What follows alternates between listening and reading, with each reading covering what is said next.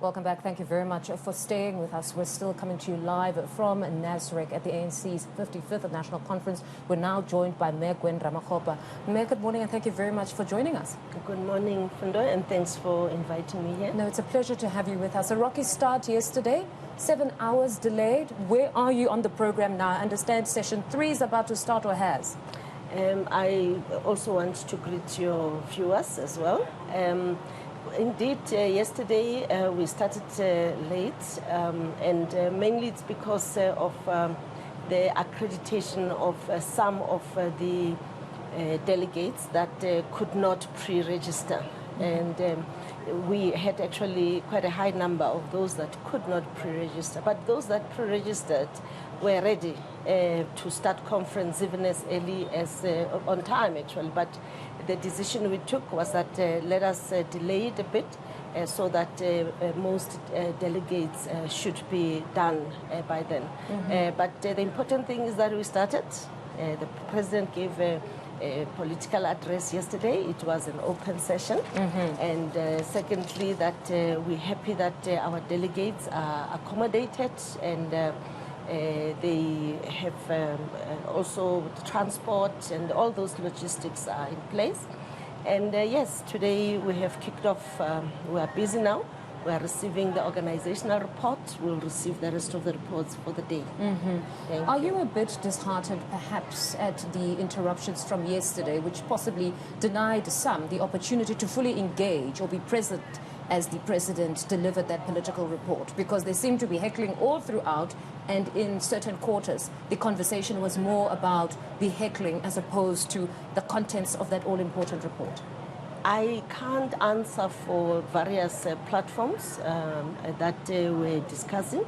We must also be mindful that unlike the 6th National Policy Conference, which was a resounding success, the additional element to this conference is that it is an elective conference, and there's a lot of hustle and bustle. I mean, let's call it the buzz of an elective conference, and we must be mindful of that. However, I was not in conference physically when the president was doing the opening address, but we were able to follow him where we were at the registration center. And thanks to also technology that it was open and we were able to get the message of the president. Those that are delegates still registering, which were really few, a small percentage, and also those that were at home. They got the same message at the same time. I know you're pressed for time, but if I could possibly just pose this question to you around the report. The president spoke about the need to truly reflect a more equal society for women insofar as the 50-50 is concerned in the ANC, and spoke that it needs to even be in leadership. But there's the conversation now about the top 6, that you only have 2 nominations there that are female.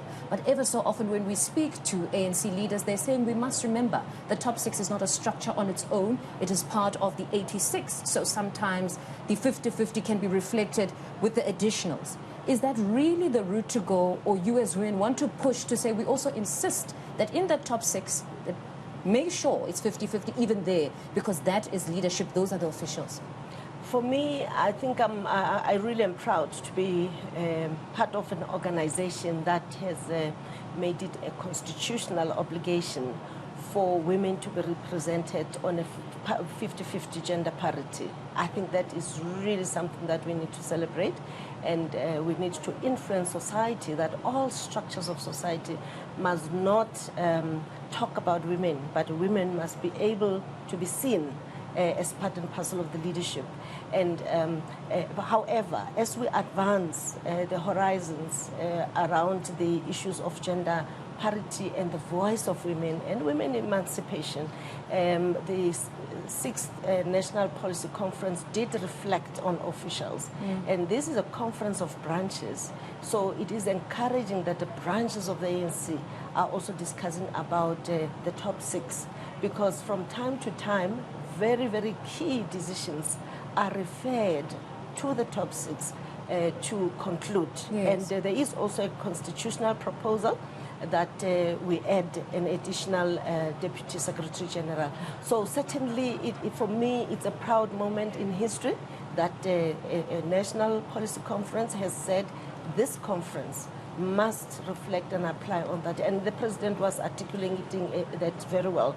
The issues of women are not the issues of women emancipations, are not issues of women alone. It is a societal thing.